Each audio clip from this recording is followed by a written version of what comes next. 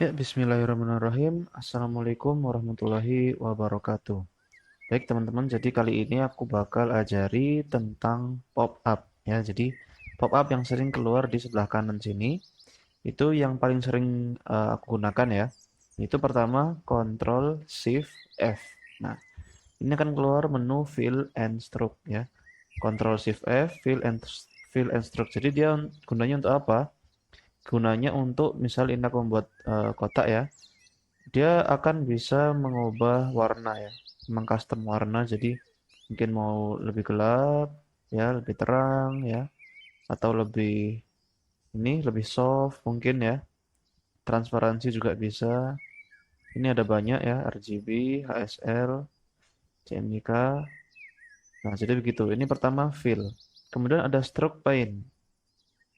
Jadi kalau fill ini untuk mewarnai bangunan yang dalam, kemudian yang stroke ini kita misal kasih warna ya, warna garis sambil tahan shift. Nah, ini di sini dia akan keluar. Nah, kalau kita tidak ada garisnya, dia tidak akan keluar.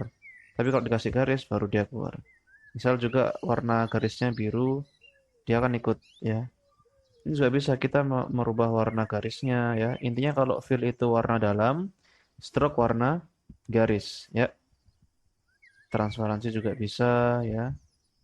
Kemudian stroke style ini gaya dari style dari stroke-nya atau garisnya ya. Width ini untuk menambah ketebalan. Jadi kalau misal aku tak tulis di sini 5, nah bisa tambah sedikit-sedikit di sini 5, berapa 6. Nah, semakin tebal misal aku 20 ya, juga bisa. Jadi width ini untuk mengatur ketebalan. Misal 2, nah tipis. Nah, seperti itu teman-teman. 3, 30 ya misalnya atau 15. Nah, kemudian dasis ini bisa putus-putus. Nah, gini. Ya, mungkin 6 aja. Nah, kemudian ini join, ini untuk mengatur sudutnya. Jadi ini aku pilih yang tumpul ya, kayak gini. Kalau ini yang terpotong seperti ini, atau yang lancip juga bisa. Nah, ini tadi aku pilih yang rounded. Kemudian kalau cap ini aku pilih garis. Kalau ini dia bakal kelihatan kalau putus-putus seperti ini. Nah, ini garisnya rounded ya, tapi kalau kita kotak gini, nah kotak dia. Ya, kotak. Ini rounded. Nah, jadi cap itu juga gitu. Bisa juga di Bezier. Jadi stroke style ini nggak cuma di bangunan ya. Di Bezier juga bisa. Nah, ini tipis banget bisa kita tebalkan 5 ya mungkin. Kemudian ini kotak ya, bisa kita rounded juga. Nah, ini juga bisa kita putus-putus. Nah, seperti itu teman-teman. Nah, nanti teman-teman explore sendiri lah, oke? Itu untuk fill and stroke. Kemudian Control Shift A ini untuk align ini ya. Hmm, enggak keluar. Ya ini Control Shift A ya. Misal ini ada satu bangunan, kemudian aku buat lingkaran, kemudian mungkin segitiga.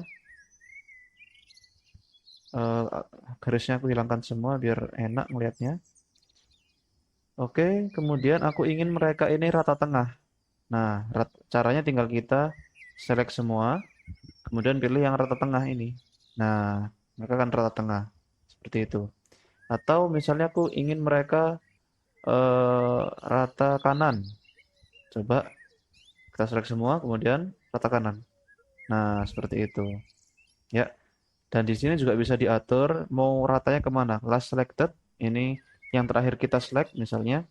Ini kita satu, dua, tiga. Nah, mana yang terakhir diklik ini. Jadi nanti mereka akan ikut ratanya ke segitiga ini. Nah, atau bisa juga ke first selected, biggest object ya, bangunan yang paling besar misalnya. Nah, kan? Atau bisa juga ke page ya, ke page nanti mereka akan ratanya di halaman. Nah, akan ikut rata di sini ya. Oke. Tapi paling sering aku pakai di last selected. Kemudian ada juga distribute. Nah, jadi di sini distribute penting banget. Ini aku contohin pakai gini aja. Ini akan sering kita pakai waktu kita ngedit tipografi ya atau yang lain. atau bangunan juga sering. Gimana cara kita tahu ini sudah rata? Maksudnya jarak antar ini itu sudah benar gitu. Nah, caranya kita select semua, kemudian kita pilih yang ini. Ini untuk rata. Nah, jadi jarak antar ini balok dia akan rata. Seperti itu. Ini untuk yang horizontal ya. Kemudian kita coba misal dia vertikal. Kita putar. Nah, ini kan dia vertikal. Kita tidak bisa pilih yang ini, tapi pilih yang atasnya. Nah, jadi akan sama jarak antara dari sini ke sini ke sini itu akan sama. Seperti itu. Nah, ini untuk yang Ctrl Shift A ya, nanti teman-teman bisa atur sendiri atau bisa juga Ctrl Shift A ini kita pakai aku misalnya membuat Bezier seperti ini. Ya. Kemudian nah, oh ini kurang tebel ya. Jadi kita ke Ctrl Shift F untuk menebalkannya. 10 mungkin biar kelihatan. Nah, aku pakai Edit Path by Nodes. Nah, di sini aku ingin meratakan garis di sini. Jadi nodesnya akan aku ratakan. Kita select semua nodesnya ini, ya. Kita Ctrl Shift A, kemudian nah ini bisa. Nah, mereka akan rata titik-titik tadi, ya, seperti itu. Atau bisa juga tadi yang eh, rata atas ya, kita bisa juga di rata middle, pertengahan gini. Nah, yang ini ya. Nah, mereka akan rata juga. Seperti itu, teman-teman. Jadi semoga bisa dipahami ya. Kemudian ini untuk nodes, kita bisa menghapus nodes juga. Ini misal kita select, kemudian delete. Nah, kita select dulu.